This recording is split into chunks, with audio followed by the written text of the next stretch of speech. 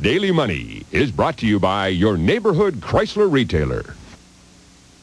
Well, it is budget day, so it's appropriate that in the market basket is the blueprint. That's right. See if they can actually turn it into reality. In the budget, you've heard some coverage already. I've just got a couple of money points for you. First of all, there is an income tax cut, but no reduction in the 8% sales tax. And I thought that was a good idea, and a lot of other people did too. But Finance Minister Ernie Eves says more revenue will be generated for the province this way.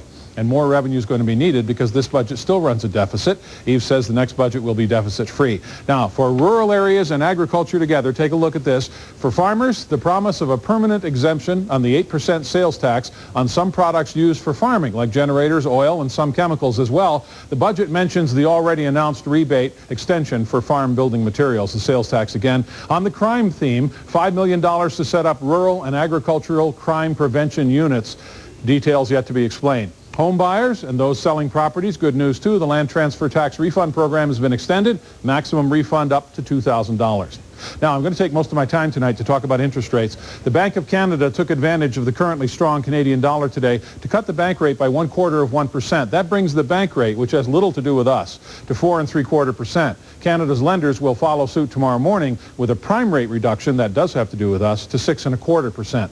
Short-term rates are now lower than the rates in the United States for the first time in about 9 months. The bank's, that's the Bank of Canada's, stated intention is to support continued economic expansion here, but keep inflation below 3%. We're in the 1% range right now, so inflation is simply not an immediate concern.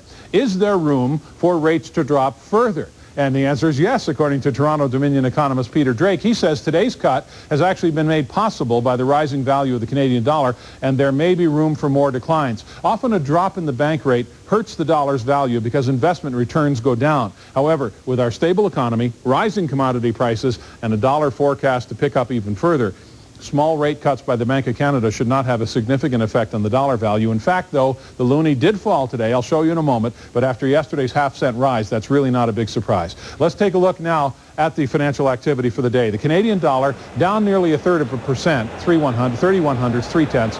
Gold down 80 cents per ounce today. TSA 300 index down 27 points, and the Dow Jones Industrial Average also lower, down 129. Travelers, the exchange rates for you this evening, the exchange for the Spanish peseta. And before I go, one other positive factor for the Canadian economy is the continued strength of our major customer, the United States economy. And that country's index of leading economic factors was released today, and it rose in March for the 6th straight month. What's interesting about this one is it's an index which forecasts economic activity 6 to 9 months into the future. So, Kate, that's extremely good news because this one tries to lead considerably, and it just says we're going to see strong U.S. economy for another 6 months. Strong economy there helps a strong economy here. Good day for a budget. Well, it was a good day to make announcements like this, and it raises the question of whether it's Mike Harris personally or this strong economic factor that we have in other provinces as well as Ontario. Okay. Thank you very much, Ross. George? In international news to this hour, at least 3 dozen tornadoes ripped through central Oklahoma and southern Kansas last night, totally devastating some places. 36 people are confirmed dead, nearly 700 injured. Those figures are expected to rise today as rescue crews dig through the debris. Nearly 2,000 buildings were destroyed or severely damaged in Oklahoma alone. Authorities say one monster tornado cut a path 19 miles long and half a mile wide through Oklahoma City. The storms knocked homes off their foundations and caused countless natural gas leaks, which led to fires. 248 Kosovar refugees from the war in Yugoslavia are due to land at CFB Trenton tonight at 8 o'clock. This as NATO steps up its attacks on Serbian targets. A radio television relay station and an oil refinery in Yugoslavia's second largest city, Novi Sad, were among the targets hit in overnight NATO strikes. Alliance officials say those attacks were the most successful and intense since the air campaign began March 24th. Yugoslav authorities blame 6 weeks worth of attacks for the deaths of 1,200 people.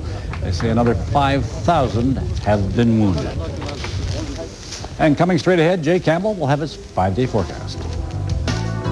We want a youth job market in this country, but young men who skip education to take full-time jobs are just hurting their own futures and ours. I'll be back in a few minutes.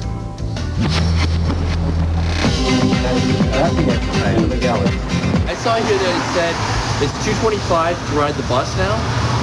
I sort of thought that price would go down, considering that now Fanshawe has Now, it's mandatory for every student at Fanshawe. They get, within their tuition, they get a bus pass. So that's extra money going to Lunch Transit.